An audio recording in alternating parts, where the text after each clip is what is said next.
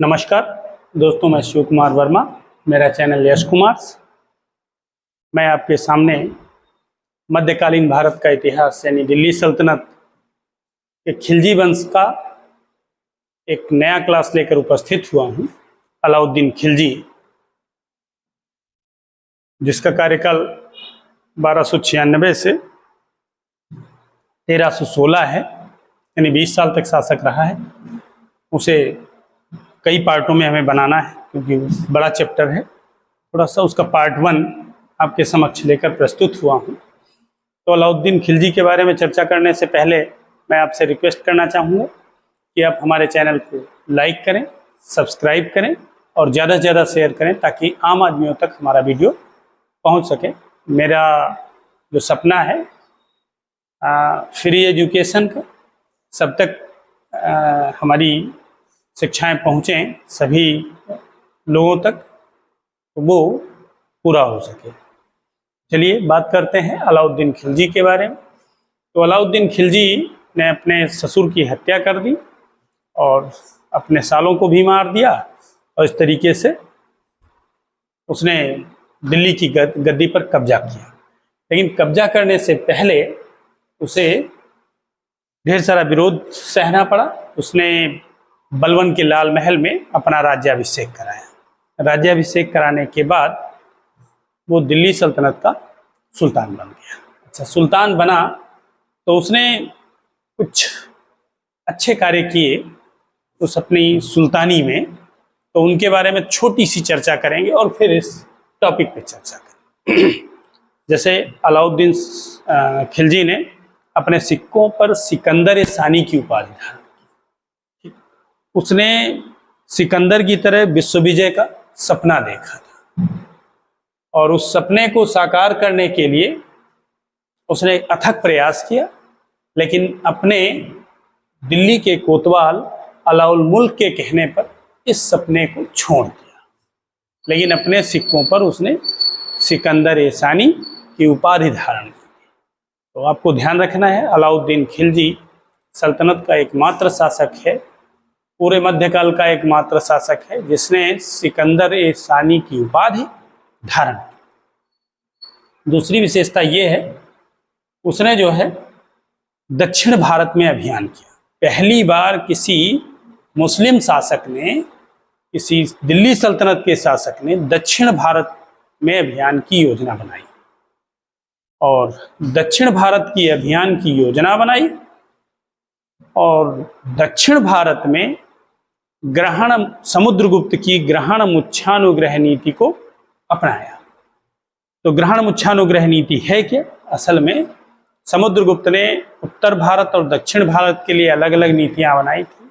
उत्तर भारत के लिए प्रस्फोटोकरण यानी जीतकर अपने साम्राज्य में विलय करना, और दक्षिण भारत के लिए ग्रहण मुच्छानुग्रह की नीति अपनाई, जिसमें जीत करके उन्हें विलय ना करके उनसे टैक्स ले करके और उन्हें छोड़ देना, स्वतंत्र रूप से उन्हें उसकी अधीनता स्वीकार कर लें, बस उसे छोड़ देता, उनसे टैक्स लेता था बस।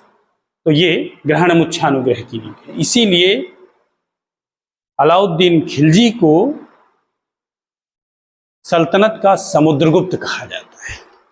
समुद्रगुप्त का मतलब उसने समुद्रगुप्त की नीतियों को अपनाया था, इसीलिए इसे सल्तनत का समुद्रगुप्त कहा जाता है। अलाउद्दीन खिलजी ने, सब जानते हैं कि वो मुसलमान था, लेकिन उसने खलीफा की सत्ता को नाम मात्र के लिए स्वीकारा था और नासिर अमीर उल मोमिनीन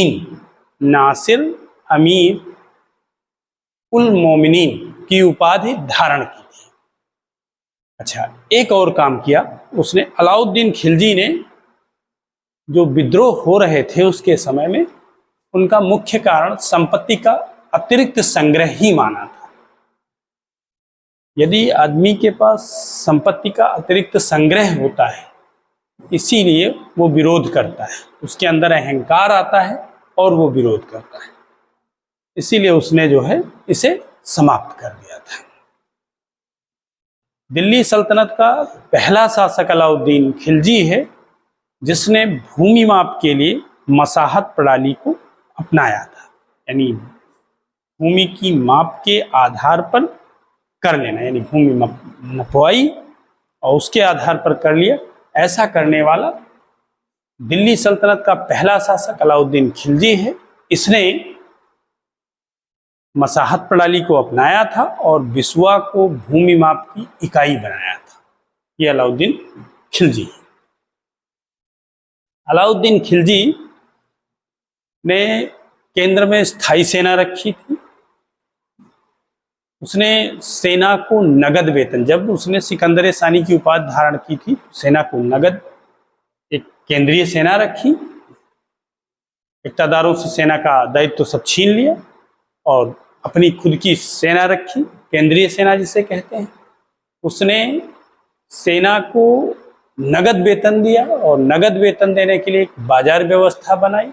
उसने सेना में गुणवत्ता लाने के लिए अस्पा सिद्धांत दिया, दागे हुलिया दागे चेहरा, दागे हुलिया दागे चेहरा, एक अस्पा और दुई अस्पा का सिद्धांत दिया। मतलब कहने का अर्थ यह है कि उसने सैनिकों का हुलिया रखना स्टार्ट किया, तो इससे उसे योग्य सैनिक मिल सके। ये सारी बातें उसने विशेष शासक के तौर पर की। तो अब बात करते हैं अलाउद्दीन खिलजी के सुल्तान बनने पर समस्याएं। उसने बलबन के लाल महल में अपने आप को सुल्तान बनाया, तो सुल्तान बनाया तो उसके पास ढेर सारी समस्याएं हैं, जिनमें 4 बगावतें प्रमुख हैं। इन बगावतों से उसने सीख ली और सीख के बाद इसके 4 कारण निकाले और 4 कारण निकाल करके उनका समाधान भी। तो सबसे पहले बगावतें कौन कौन सी हैं? असल में 1298 में उसने जो है दक्षिण भारत में विजय के लिए अपने 2 सरदारों को भेजा। उन सरदारों में एक उलगू खां थे और दूसरे नसरत जलेसरी थे। यानी 2 सरदार गए, नसरत जलेसरी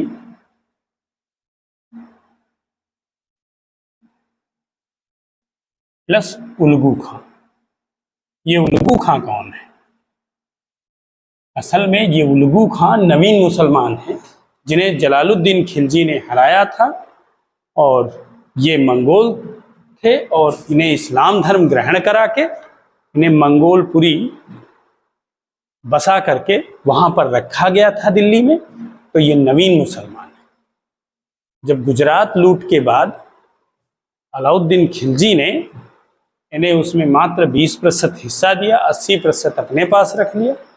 1000 दिनारी हिजड़े को, मलिक काफूर जिसे कहते हैं, और कमला देवी को अपने पास रख लिया। इससे नवीन मुसलमान नाराज हुए और उन्होंने इसका विरोध किया। जब विरोध किया तो अलाउद्दीन खिलजी ने नसरत जलेसरी के माध्यम से इन्हें मरवा दिया, पूरा मंगोलपुरी उजाड़ दिया और एक एक नवीन मुसलमान को चुन चुन कर मरवा। इस तरीके से इनका काम खत्म हुआ। फिर दूसरी बगावत भतीजे अकत खां की है। इनका भतीजा अकत खां था। ये रणथंभौर अभियान पर जाना चाह रहे थे, जा रहे थे। रास्ते में भाई सुल्तान थे, शिकार के लिए व्यवस्था बनाई अपनी, और शिकार की व्यवस्था इनकी चल ही रही थी, शिकार के लिए जा रहे थे और भतीजे अकत खां ने पीछे से वार कर दिया। जब वार कर दिया अलाउद्दीन खिलजी को, उसने घायल कर दिया। अलाउद्दीन खिलजी घोड़े से गिर गए और सैनिकों ने घेर लिया और घोषणा कर दी कि अलाउद्दीन खिलजी मर गए, यानी सुल्तान मर गया। अकत खां तुरंत हरम की ओर भागा और जब हरम की ओर वो पहुंचने वाला था हरम में, तब अलाउद्दीन खिलजी ने पीछे से उसे अटैक किया और भतीजे अकत खां को भी मार दिया। फिर इनके 2 भांजे हैं। भांजों के नाम है उमर खां और मंगू खां। इन लोगों ने सत्ता के लालच में बगावत कर दिया। अलाउद्दीन खिलजी ने इन्हें भी मरवा दिया। फिर हाजी मौला साहब, ये इनको पता नहीं कहाँ सूझा, ये ईरान से आए हुए व्यक्ति थे। हाजी मौला साहब इल्तुतमिश के वंश के लड़के शहंशाह को सामने खड़ा करके गद्दी हथियाना चाहते थे, इसलिए विरोध किया। अलाउद्दीन खिलजी ने हाजी मौला को भी मरवा दिया। इस तरीके से ये बगावतें तो शांत हो गई, लेकिन अलाउद्दीन खिलजी ने इन बगावतों से बहुत सीख ली। उसने इतना सीखा और इनका एक निष्कर्ष निकाला, इनका एक कारण जाना और फिर निष्कर्ष निकाला। तो 4 कारण उसे समझ में आए। 4 कारण कौन कौन से? तो पहला कारण उसे लगा सूचना का अभाव, यानी सुल्तान को सूचना का अभाव रहता है। अभाव यानी जब तक उसकी जनता की सारी सूचनाएं सुल्तान को नहीं मिलेंगी तब तक सुल्तान कुछ नहीं जान पाएगा कि क्या होने वाला है। दूसरी चीज, सूचना के अभाव के बाद इसने बताया कि सामाजिक संबंधों से शक्ति आती है। सामाजिक संबंधों से शक्ति का संग्रह।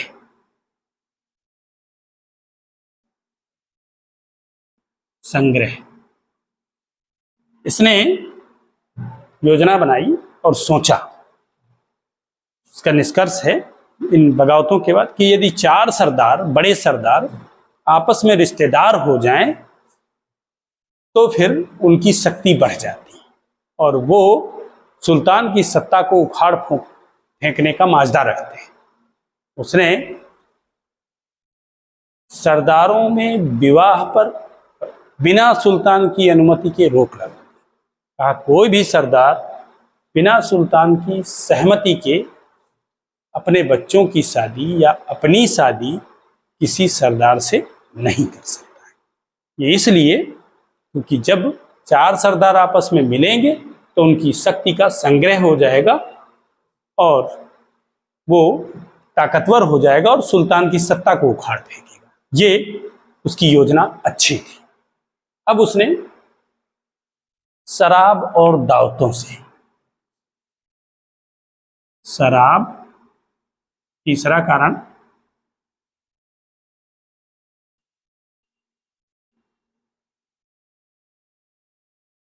जो शराब और दावतें हैं, ठीक, इनसे साजिश को प्रश्रय मिलता है।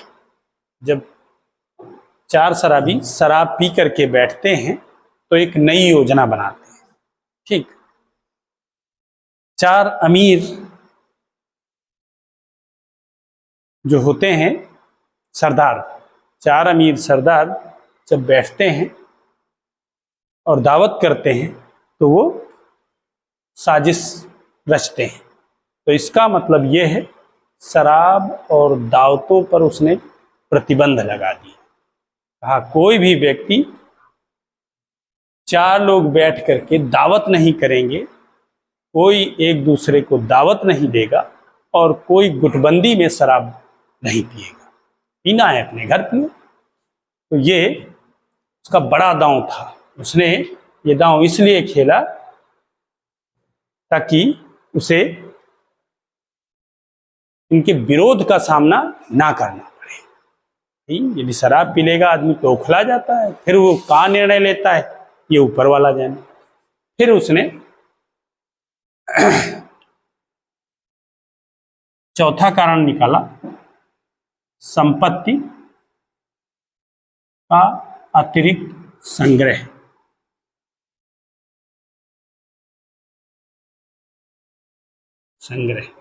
उसने बताया जब आदमी के पास संपत्ति ज्यादा हो जाती है, ठीक, तो बौखला जाता है। यानी अतिरिक्त संग्रह से उसके अंदर बगावतों की शक्ति आती है। अब वो बहुत बगावत करता है, तो इसलिए उसने जो है संपत्ति के संग्रह को रोकने के लिए इतना भूमि कर लगा दिया कि आम आदमी के पास पैसे नाम की चीज ना रहेगी। बर्नी खुद कहता है 1 टके में ऊंट मिलता है, 1 टके में ऊंट मिलता है, लेकिन वो टका है किसके पास जो ऊंट खरीद ले। यानी सब कुछ तो सस्ता है, लेकिन इतना पैसा है किसके पास जो लग्जरी जीवन जी सके।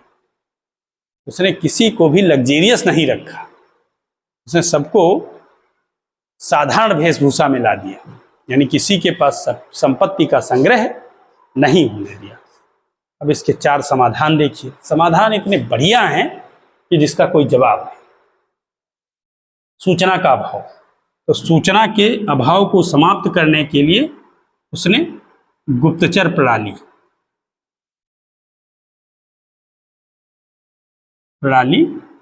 का विकास किया। हालांकि बलवन ने किया था, विकास किया, बलवन ने विकास किया था, लेकिन इसमें इसने 4 चांद लगा दिए। इसने गुप्तचरों को हरम तक पहुंचा दिया। कहा कि कोई भी सूचना है किसी भी व्यक्ति की तो डायरेक्ट सुल्तान को मिलनी चाहिए। इसके लिए उसने बरीद और मुनियास नियुक्त कर दिए। मुनियास या मुनही, ठीक, बरीद गुप्तचर अधिकारी थे और मुनिहास गुप्तचर कर्मचारी जो जमीनी तह पर जा करके सारी सूचना इकट्ठा करते थे और सुल्तान को उपलब्ध कराते। इस तरीके से उसने सूचना के अभाव को समाप्त कर दिया। यानी विद्रोह होने के पहले सुल्तान को यह पता हो जाता था कि कौन व्यक्ति किस कारण से विद्रोह करना चाहता है। दूसरी बात, अब विवाह सुल्तान की अनुमति से, यानी सामाजिक संबंधों से शक्ति का संग्रह। यानी दूसरा समाधान इसने निकाला, बिना सुल्तान की अनुमति के, सुल्तान की अनुमति के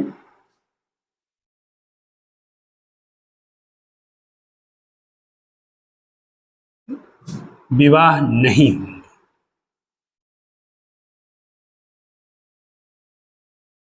यानी सुल्तान जब अनुमति देगा तभी विवाह होंगे। ये सबके लिए नहीं था, सिर्फ सरदारों के लिए था, क्योंकि उच्च वर्गीय सरदार जब अपने विवाह संबंध स्थापित करते थे तो फिर समस्या होती थी, वो और ताकतवर बन जाते थे और बगावत को जन्म देते थे। इसलिए उसने इस पे भी रोक लगा दी। सुल्तान ने शराब बनाने और पीने पर प्रतिबंध लगाया। सुल्तान ने शराब बनाने और पीने पर प्रतिबंध लगा दिया।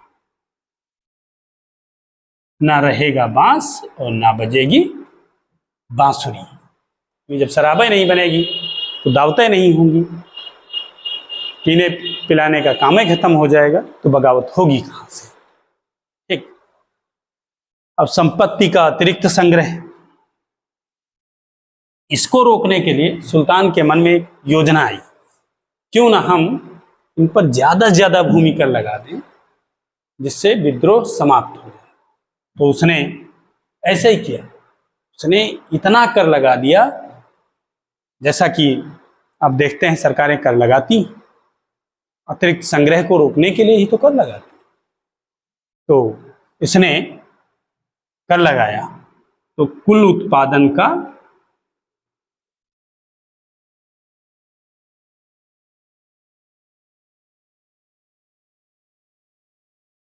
1/2 भाग भूमि कर लगाया। इसके साथ में और क्या किया, प्लस चरही प्लस घरही प्लस घोड़ही कर लगाए। ई का होते, ई 10% लगाए कुल उपज का।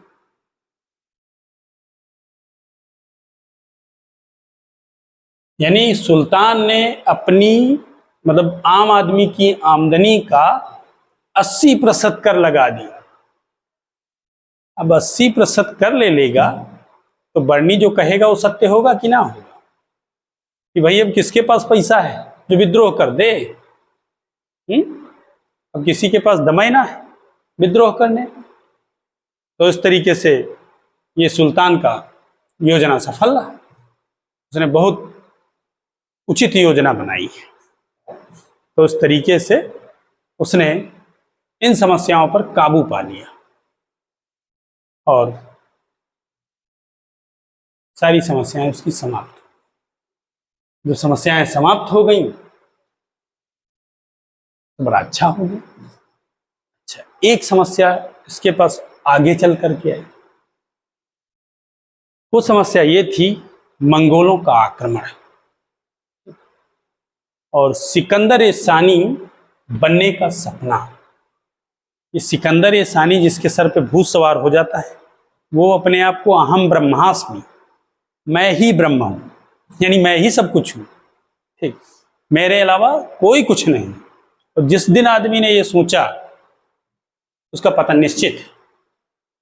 अहम ब्रह्मास्मि कोई व्यवस्था नहीं है, ये आप ध्यान रखिए कि यदि हम इस व्यवस्था को सोचने लगेंगे तो हमारे पतन का शुरुआत हो जाएगा। तो यानी इनकी ये अहम ब्रह्मास्मि वाली नीति इन्हें पतन की ओर ले गई। तो इन्होंने सोचा क्या, इन्होंने विश्व विजय का सपना देखा, ठीक, यानी अपने सिक्कों पर सिकंदर सानी की उपाधि धारण की। जब सिकंदर सानी की उपाधि धारण की तो अब विश्व विजय के सपना के लिए इनके पास एक बेहतर सेना चाहिए थी।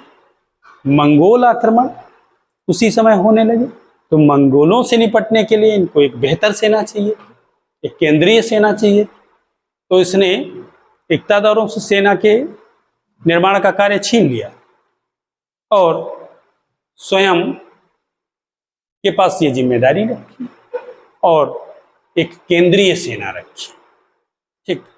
जब केंद्रीय सेना रखी यानी इसका निदान हो रहा है, मंगोल आक्रमण और सिकंदर सानी बनने का निदान। एक केंद्रीय सेना रखी, सेना को नगद वेतन दिया और नगद वेतन देने के लिए इसने बाजार व्यवस्था बनाई। दूसरी चीज, सेना में सुधार किए। केंद्रीय सेना तो रख ली भाई, एक तब समय था कि गुलाम होते थे, पता लगा कि सेना में सुधार नहीं करेगा तो कोई गुलाम, जैसे मान लीजिए मैं सेना में एक नौकर हूं और जब मुझे पता है कि आक्रमण करने जाना है कहीं और वहां मारे भी जाते थे लोग, तो हम सोचे कि यार हम अपने गुलाम को भेज दें। तो सुल्तान ने इसका रास्ता बंद कर दिया। उसने सैनिकों का हुलिया रखना स्टार्ट किया, यानी दागे हुलिया रखना स्टार्ट किया। इसने जो है इसके साथ में घोड़ों को दागने की प्रथा स्टार्ट कर दी कि घोड़ों में हेर फेर ना हो जाए। पता लगा घोड़ा दिखाए हो बेहतर वाला घोड़ा, आलीशान घोड़ा, सबसे फर्स्ट क्लास घोड़ा, और लेके लेचरी घोड़िया पहुंच गए। पता लगा सुल्तान ने मान लीजिए कहीं अटैक किया, सपोज दैट कि मान लीजिए हम विश्व में रहते हैं, सुल्तान ने जो है ये सोचा कि महमूदाबाद पे अटैक कर ले। तो महमूदाबाद पे अटैक करने के लिए वो चला, अपनी सेना लेकर के चला और उसके पास सेना में हैं कई लोग भाई, जो उसके अच्छे अच्छे सैनिक हैं उसके साथ हैं, बाकी कोई लेचरी घोड़िया लिए टहल रहा है, कोई खुदा लेच रहा है। जब हम गुलामों को भेजेंगे तो पता लगा तलवार ऐसे पकड़ी जाती है और ये ऐसे पकड़े, समस्या है कि ना है। सेना पहुंच गई महमूदाबाद और उसके कुछ सैनिक पहुंचे हैं बिस्वा वो सरैया स्टेशन। अब बताओ क्या होगा। सुल्तान वहां से विजय करके आ रहा है, तब सैनिक जो है रास्ते में मिलते हैं। तो ये बताओ किस काम के। सुल्तान ने इस व्यवस्था को नकार दिया। उसने घोड़ों को दागने की प्रथा और सैनिकों का हुलिया रखना और साथ में एक अस्पा दुई अस्पा का सिद्धांत दिया, यानी एक घुड़सवार बराबर एक घोड़ा, यानी एक घुड़सवार एक घोड़ा रखेगा वो एक अस्पा कहलाएगा, और दुई अस्पा में एक घुड़सवार दुई घोड़े रखेगा। जो उसके सबसे अच्छे सैनिक होते थे उनको 2 घोड़े रखने की अनुमति थी कि जैसे मान लीजिए सुल्तान ने कहीं अटैक किया है और उसे फिर से दूसरी जगह अटैक करना, तो वही घोड़ा जाएगा थक करके। वो पता लगा महमूदाबाद गया है, अब सीतापुर जाना है उस घोड़े को, तो थक गया। तो उसने द्विअस्पा का सिद्धांत दिया, कहा कि एक सैनिक 2 घोड़े रखेगा, यदि एक जगह अटैक हुआ है उसके बाद सुल्तान को दूसरी जगह अटैक करना है उसी दिन, तो कम से कम उसके पास दूसरे घोड़े तैयार होने चाहिए। अब वो दूसरी जगह बढ़िया से अटैक कर सकता है। इस तरीके से सुल्तान ने ये व्यवस्था बनाई, यानी बाजार व्यवस्था निर्मित की नगद वेतन देने के लिए, सेना में सुधार किया, केंद्रीय सेना रखी, ठीक, और सेना को नगद वेतन दे दिया और इक्तादारों से सेना का निर्माण का कार्य छीन लिया। इस तरीके से सुल्तान ने अपने आप को बेहतर बना लिया। जब सुल्तान अपने आप को बेहतर बनाता है तो इसका प्रभाव भी होता है। भाई उसे अब सिकंदर ईसानी बनने से कौन रोक सकता है? उसे मंगोलों से निपटने से कौन रोक सकता है? उसके पास बेहतर सेना है। पूरी दिल्ली सल्तनत में उससे बेहतर सेना किसी के पास नहीं। उसने सेना इतनी बेहतर बनाई कि उसने दक्षिण भारत पर भी विजय की। अच्छा, अब बात करते हैं तीसरी समस्या की। भाई तीसरी समस्या इसके पास एक और है। तीसरी समस्या थी राजस्व सुधार की। अब राजस्व को कैसे सुधारा जाए? भाई राजस्व बढ़ाएंगे नहीं सुल्तान तो वेतन कैसे देंगे? भाई नगद वेतन देना है सेना, तो नगद वेतन देने के लिए राजस्व सुधार की बहुत जरूरत है। तो उसने इसके लिए भूमि की पैमाइश करवा दी। ठीक, भूमि की पैमाइश करवाई। उसने एक राजस्व विभाग बनवाया, राजस्व विभाग बनाया और दीवाने मुस्तखराज के नाम से। दीवाने मुस्तखराज का मुख्य काम था बकाया कर वसूलना। ठीक, दीवाने मुस्तखराज का मुख्य कार्य था बकाया कर वसूलना। पता लगा बाकी रह गया तो बाकी ही रह गया, अब कुछ ना, ऐसा कुछ ना है। जो आज नहीं दे पाया वो कल देगा कर। सुल्तान उससे कर वसूल लेगा, वो भूलेगा नहीं। सब पूरा बायोडाटा तैयार कर लिया सबका। उसने जो है भूमि की पैमाइश करवा दी। भूमि की पैमाइश के आधार पर कर लेना स्टार्ट किया। भूमि पैमाइश के लिए उसने मसाहत प्रणाली को अपनाया, यानी भूमि माप के आधार पर लगान सुनिश्चित करना मसाहत प्रणाली कहलाता है। और ये काम करने वाला एकमात्र शासक और पहला शासक अलाउद्दीन खिलजी। उसने बिस्वा को भूमि माप की इकाई बनाया और इस तरीके से उसने भूमि पैमाइश करवा करके और भूमि कर लगाया। तो भूमि कर कुल उत्पादन का 1/2 प्लस चरही, घरही और घोड़ही कर अलग से लगा दिए। अब किसी के पास इतनी हिम्मत नहीं बची कि सुल्तान का कोई सामना कर ले। सुल्तान अब अजेय हो गया। एक प्रकार से कह लीजिए कि उसकी सत्ता अमर हो गई। अब उसे कौन मात दे सकता है? उसके पास बेहतर सेना, उसके पास बेहतर सिपाही, धन संपत्ति के अपार भंडार, ठीक, बगावत का नामो निशान नहीं। तो अब वो बेहतर सुल्तान बन गया। इसके साथ साथ उसने एक काम और किया, मिल्क, इनाम और वक्फ। मिल्क, इनाम और वक्फ की जमीनों को खालसा में परिवर्तित कर दिया। तो मिल्क क्या है? असल में शिक्षा के विकास के लिए दी गई भूमि, जो कर मुक्त भूमि थी, उसे मिल्क के नाम से जाना जाता, उसे खालसा में परिवर्तित कर दिया। वो सुल्तान की जमीन हो गई। दूसरी, इनाम। युद्ध में अच्छे प्रदर्शन करने वाले सैनिकों को उनकी मृत्यु के बाद या उनके जीते जी जमीन दी जाती थी। टैक्स फ्री जमीन थी, यानी करमुक्त जमीन थी, और उसने उसे भी खालसा में परिवर्तित कर दिया। तो यानी मिल्क हो गया, इनाम हो गया। वक्फ क्या है? धर्मालय, यानी कि जो उनके मस्जिद मदरसे होते थे उनको जो जमीन दी जाती थी। ठीक, यानी जो धर्मालयों को जमीन दी जाती थी उनको उसने खालसा के तहत ले आया, यानी सुल्तान की जमीन बन गई। अब वो सब करयुक्त वाली जमीन हो गई। अब उस पर सब पे सुल्तान को कर मिलने लगा। इस तरीके से सुल्तान ने अपनी आय को बढ़ा लिया। सुल्तान की आय अब इतनी बढ़ गई ठीक कि सुल्तान सेना को नगद वेतन देने में बिल्कुल नहीं हिचकिचाता था। उसने एक काम और किया, बहुत बेहतर काम। उसने खूत, मुकद्दम और चौधरी के पद हिंदुओं से छीने। क्यों छीने? क्योंकि हिंदू खूत, मुकद्दम, चौधरी बन करके लोगों को लूट रहे थे, आम जनता को लूट रहे थे। इसलिए उसने ये सोचा कि इनसे ये पद छीन लेते हैं और उसने ये पद मुसलमानों को दे दिए। लेकिन मुसलमान उससे भी भ्रष्ट निकले। तब उसने मजबूर होकर के इन्हें फिर से वापस कर दिया। लेकिन कुल मिला के उसने ये देखा कि उसका ये काम बहुत अच्छा था और उसने इसमें अच्छा लाभ भी कमाया।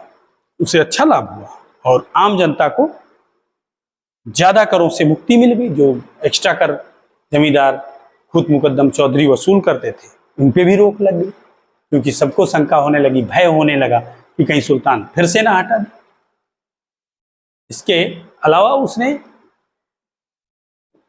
व्यापार कर की बात करते, उसने विभेदीकरण व्यापार कर की नीति अपनाई। उसने मुसलमानों से 5% व्यापार कर और हिंदुओं से 10% व्यापार कर लिया। क्यों? क्योंकि मुसलमान तो हर समय युद्धरत रहते थे, हिंदुओं को व्यापार करने की अनुमति, तो व्यापार हिंदू ही करते थे, मुसलमान नाम मात्र का व्यापार करते थे। तो उसने इक्वलिटी, दोनों में समानता आ जाए, इसलिए हिंदुओं पर ज्यादा कर लगाए 10% कर और मुसलमानों पर 5% कर लगाए, जिससे उनमें इक्वलिटी आ गई, यानी कोई असमानता नहीं रह गई। भले ये कर विभेदीकरण का था, लोगों के पास पैसा इकट्ठा ना होने पाए, ये सुल्तान की मुख्य नीति थी और सुल्तान ने इस व्यवस्था को लागू करके अपने आप को और अपनी सत्ता को बचा लिया। इसके अलावा इसने बाजार व्यवस्था निर्मित की। तो बाजार व्यवस्था पे हमें लगता है हमें कल चर्चा करनी चाहिए, क्योंकि बहुत बड़ा वीडियो हो जाएगा। तो ऐसी स्थिति में अलाउद्दीन का पार्ट 2 अगले क्लास में, अगले वीडियो में हम देखेंगे। और इसके पहले क्लास को समाप्त करने के पहले मैं आपसे रिक्वेस्ट करना चाहूँगा कि आप हमारे वीडियो को लाइक करें, सब्सक्राइब करें और ज़्यादा से ज़्यादा शेयर करें। हमारा चैनल आप सब्सक्राइब करिए और हम कोशिश करते हैं कि चाहे जो भी वनडे एग्ज़ाम हो, चाहे जो भी सिविल एग्ज़ाम हो, उसमें आपको इसका लाभ मिलेगा। जय हिंद, जय भारत।